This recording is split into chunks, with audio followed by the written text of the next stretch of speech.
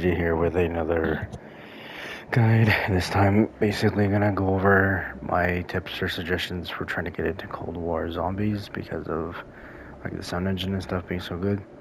People have asked how to get into it, and so here you go. Basically speaking, the core of zombies, as it's always been, generally speaking, has been start a match, survive as long as you can, and that's about it. There's other mechanics, but that's the core bare bones of it.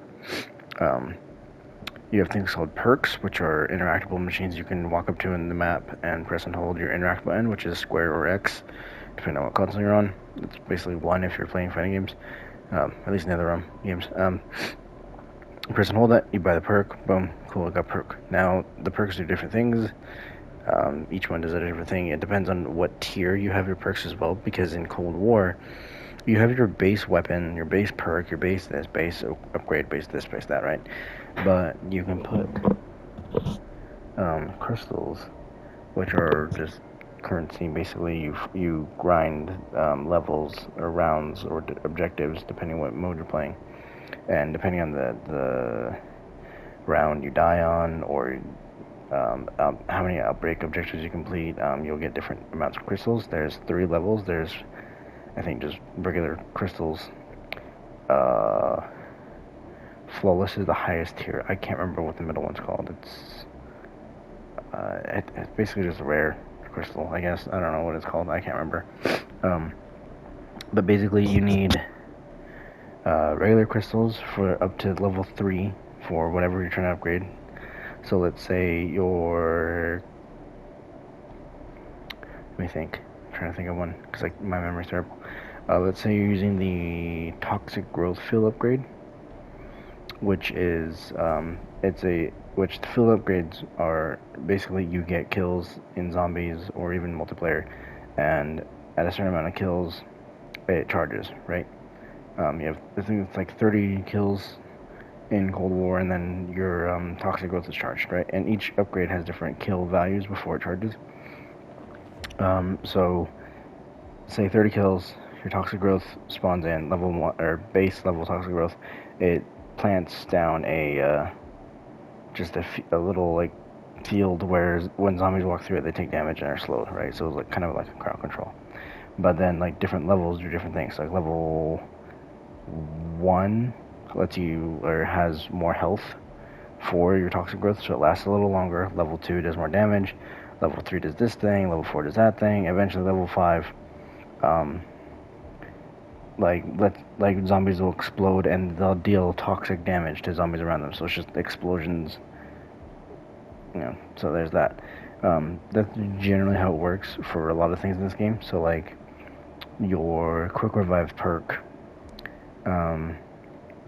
you buy it regularly and it will let you revive teammates faster, pretty much.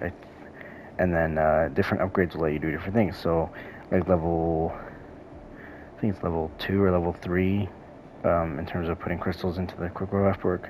It will let you heal faster, right? Like you recover faster, so you don't have to worry as much about dying. Level 5 basically lets you have a revive by killing a zombie when you're down, different things like that. So that's generally how it goes in terms of upgrades. It is a long grind, and if I'm gonna be honest, if you want to get your max tier stuff, you may as well find people to play with, like join the Cold Duty Discord and look for groups on your console you're playing or whatever, because crossplay, that's the thing. Crossplay is like really good in Cold War, or even Facebook, because generally we can, like, in terms of playing blind, if you practice and are really good and you have good RNG during the match and like you play smart, you can theoretically get to any round. But because we are human and make mistakes, and I fuck up a lot because my ass is stupid, and I'm still trying to learn the maps, but generally speaking, I recommend playing with people, and it's just more fun, right? Like it's better if you play with people if you can. So yeah, that's my recommendation there. As far as outside of upgrades and actual in-game shit, basically the ping button is your best friend. Like, I'm not gonna lie. Like, at first I was like, dude, this is cool, right? And then I realized, I'm like, dude, this thing's fucking dumb, because you can ping anything on the map, any spot on the map. So You hear that sound? That sound is because I'm looking at the zombie. So I'm gonna drop him. Setting rally point. Now it sounds different. Now I'm looking at the zombie again. You can clearly tell when you're looking right at the zombie. Move on my waypoint. Setting rally point. Marking waypoint coordinates. And of course, if you paint the floor or something, it shows characters will say something. Destination marked. Here's the cool part. Once you get to a certain point, like looking up, like say your aim gets thrown off or whatever, like you're looking at the sky, which is what I'm doing right now. I looked up. You can't ping the sky. So that's a clear thing of, oh shit, I'm looking too far up, and then you pull your aim down, right? That is something I've been wanting for some way to understand, hey, I'm looking too fucking high up. You can kind of do that by audio because of the way the sound changes when you're looking too far up or too far down, because the way Treyarch designs that 3D audio, it's ridiculously detailed. Like, I've literally followed a tracer round from a sniper rifle from my friend sniping in a tower all the way to a mini boss, like, a couple hundred yards away. Like, I'm not kidding. Like, it's the detail in this audio engine is just stupid. It's really fucking good. Basically, the point being, the ping is your best friend. Like, it'll, like, if you tag a wall gun, like, your character will say wall gun here, locked door here, quick revive machine, mystery box, ammo cache, like, anything you can think of to interact with or pick up or mess with, they'll have something to say. I haven't found anything that the ping button or the character hasn't said anything on. The only thing is it's a bit of a cooldown, so, like, it's like you ping something, the character says something, and then you gotta wait like 2 or 3 seconds, 4 seconds, whatever, and then they can say something again, and you have your lines or whatever. Generally,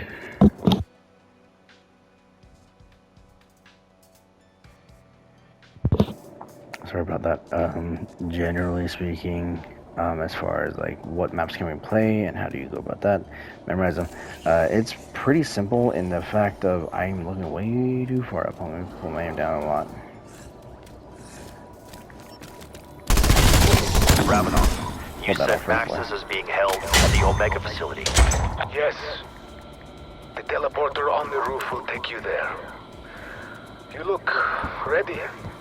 Laroche, perhaps you will not die today. I would join you for the slaughter, but they already took a chunk out of my good arm. I will watch from my surveillance cameras. Go. Now.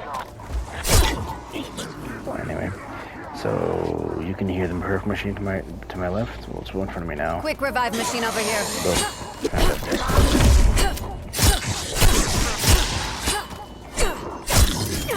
I relish the opportunity to spill your blood. Damn. Sounds fast. Setting rally point. Anyway.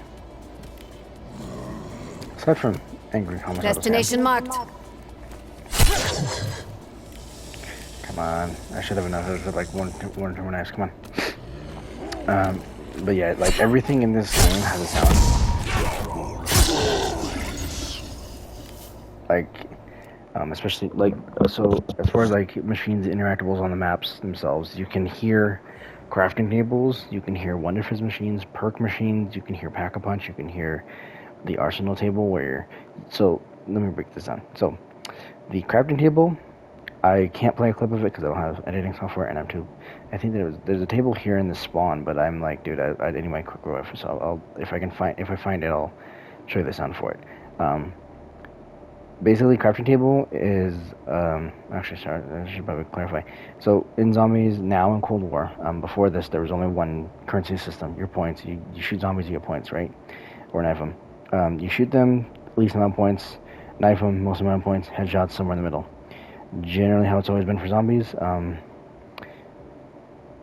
Up until Black Ops 4, where it changed, every bullet or knife or even like tossing a grenade direct impact at a zombie's chest, everything you did gave you 10 points. And then up at Black Ops 4, they changed it to where it's points only on kills, not just bullets or any damage, and then they stuck with that in Cold War. So like, if you just spray down a whole bunch of zombies, you're only getting points for the ones you kill. You do share points, as far as I think. So like, if you like put at least like one bullet just one bullet into like like 20 zombies, your friend kills them all. I think you get the points in XP, like shared or something. So that's pretty nice. The other currency they added in Cold War was the thing called salvage, in which there's rare and common salvage. There's a green salvage, which is common, the blue is rare, and there's actually a sound difference when this drops in the world. Like, you kill zombies, open loot chests, just whatever you do, you'll hear the difference between different salvages. And equipment pieces like stim shots or grenades, armor, like all those have a sound to them as well, so you can hear when those drop and you pick them up. The thing is with the salvage, so the salvage crafts a lot of stuff, so does points. Points, generally, they let you buy perks and pack-a-punch, so the stuff they usually buy. The salvage lets you upgrade and buy armor at the arsenal table, or upgrade your weapon rarity, which gives better damage at the arsenal table as well, which costs a lot of salvage, actually. And then the crafting table, which is a different table thing, lets you make lethal, tactical, and score streaks. So tactical, it'll give you like a stim shot, a stun grenade, a decoy grenade, and a monkey bomb. The idea being, those are like, slow down zombies, stun them, distract them, whatever, right? Or heal yourself. The stim shot is like instant heal, basically. So if like you're red and you pop a stim shot, boom, back to full health. And then your lethal tab, which is R2, R1, RB, RT, whatever, that shit. It's Tomahawk, frag grenade, Semtex grenade, Molotov cocktail, and C4, I think. I might be wrong there. And then the last thing is score streaks, and that's like napalm strikes, sentry guns, whatever, right? So the thing is this: when you interact with these menus, these perk machines, crafting tables, whatever, the game does not pause. So your ass better be quick on those menus, because it's just a little interface that pulls up, and you gotta scroll through, do whatever. Generally, when it comes to navigating the menus and stuff, they're not hard. They're really not hard. The tricky part is just maneuvering around a zombie and keeping them alive long enough to do it. Generally, that's why I recommend playing with friends, especially if you're new and you're trying to get used to it.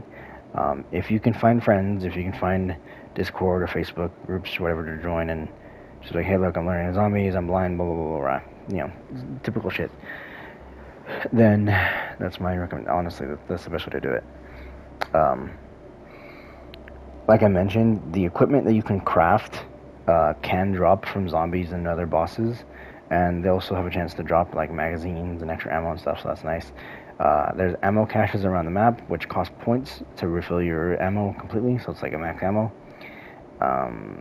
Those, as far as I'm aware, don't have a sound. I don't pay attention because generally you do fine on ammo for the most part in this game, so it's not like you really need the ammo caches.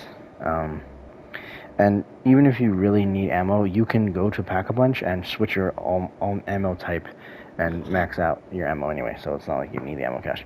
And it's cheaper too, like it's like 2k points just to switch a mod. The thing is also the way, let me think, you can make armor, upgrade your weapons, upgrade your crafting table. So the pack-a-punch system. So generally in zombies it was you pack once, you're done, or pack twice and you're done. That's it, right? BO4 and Cold War, they changed up the system to where, I know I'm talking a lot, but there's a lot to cover. Sorry. They made it so when you pack-a-punch, you can pack-a-punch up to 3 times. So level 1, level 2, level 3, pack. And then you can also choose to put on ammo mods. And ammo mods are different things, like dead wire or brain rot.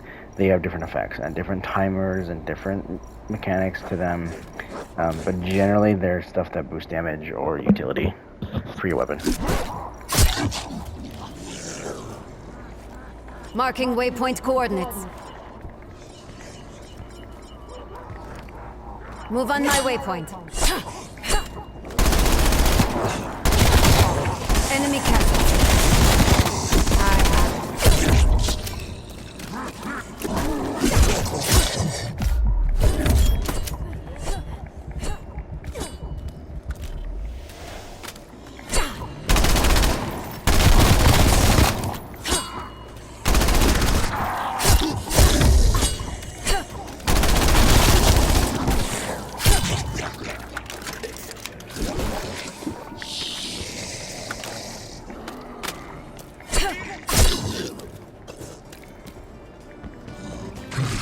Nice thing about the perks is they play music too, like little songs that Treyarch made for the perks. They've had those songs for years though, so see if I can find the crafting table sound and I'll show what I'm talking about. Here it is. It's hard to hear, but here you go.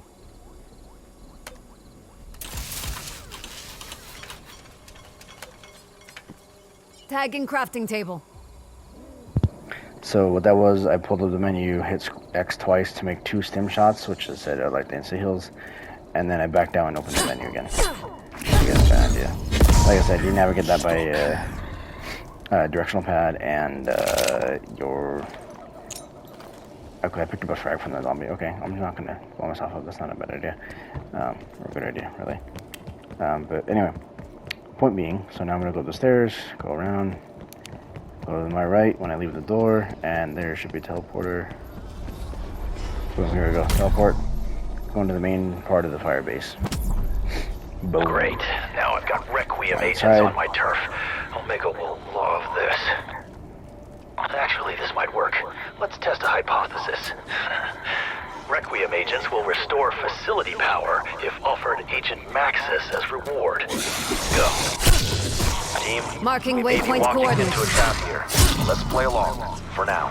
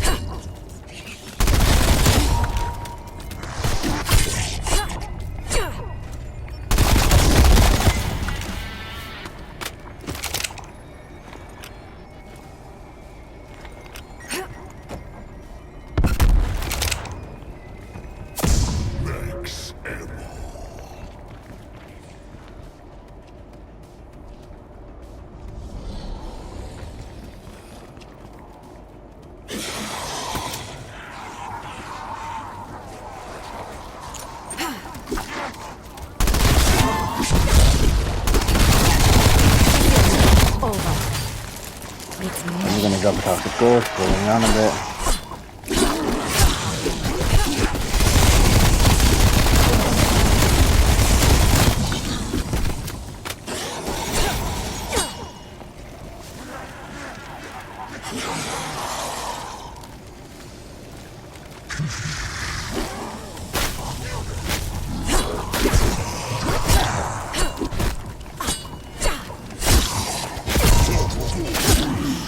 Another toxic That's ghost, really all you have? I can't talk, and put sometimes not easy.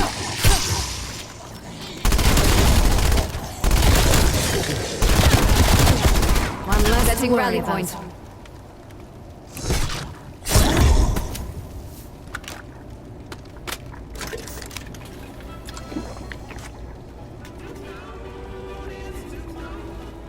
Just saying, we don't talk about Tombstone, don't worry about it.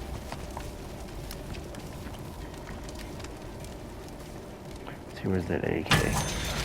Not the door, there's the AK. There Maybe I you go. should modify it some more.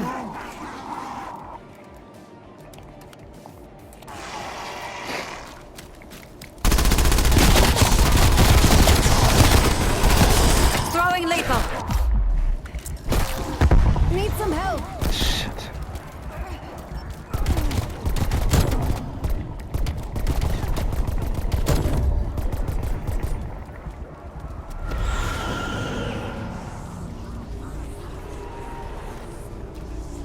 Move on my waypoint.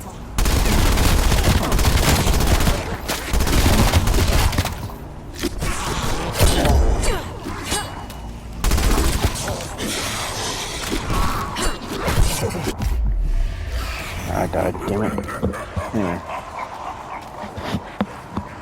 Back to the whole discussion thing. Basically speaking, when it comes to Cold War, the sound engine is just absolutely ridiculous, and I'd definitely recommend anybody to give it a shot at the very least. Unfortunately, there's no demo, because games don't really do demos much anymore, which sucks. But generally, I'd say just pick it up and give it a shot. If you can find a way to play with a buddy, like share play or something. I don't know what Xbox does on their side, but you can probably share play with somebody who has it on PlayStation.